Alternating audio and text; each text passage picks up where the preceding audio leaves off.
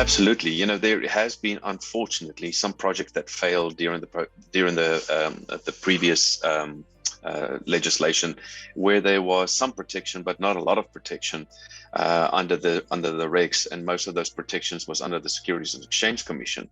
But what this regulations has done is actually taken a little bit of a hands-on approach through the Department of Homeland Security, where there's actually have people come out and audit. There's actually some people who actually would audit this on a frequent basis, as much as 5 years. The regional centers would need to, and file certain paperwork every year, and comply with the designation that they've been given.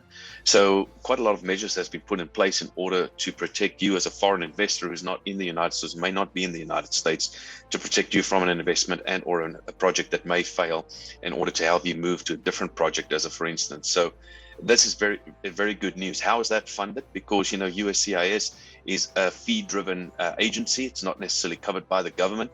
So the regional centers where you invest actually would have to pay a fee as part of them being designated as a regional center to USCIS to actually have this happen.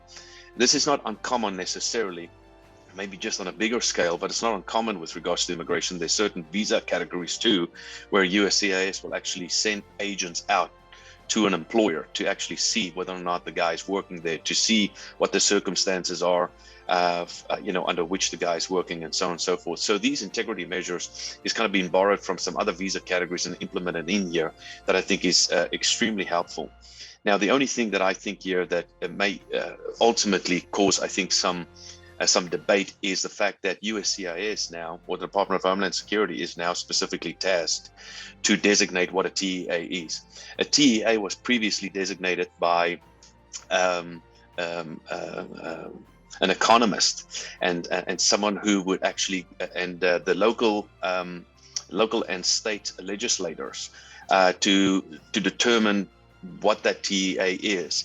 And there was quite an elaborate explanation made from these agencies with regards to the amount of people that are there, the unemployment, and so on and so forth. So in order to substantiate that you're a TEA.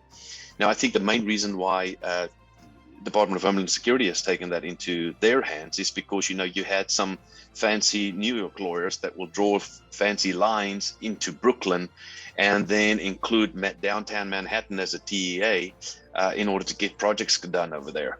So I think that this TEA is probably going to be a little bit more on a controversial side from the immigration attorney side in order to get designations done, but because some would want to have their projects obviously funded.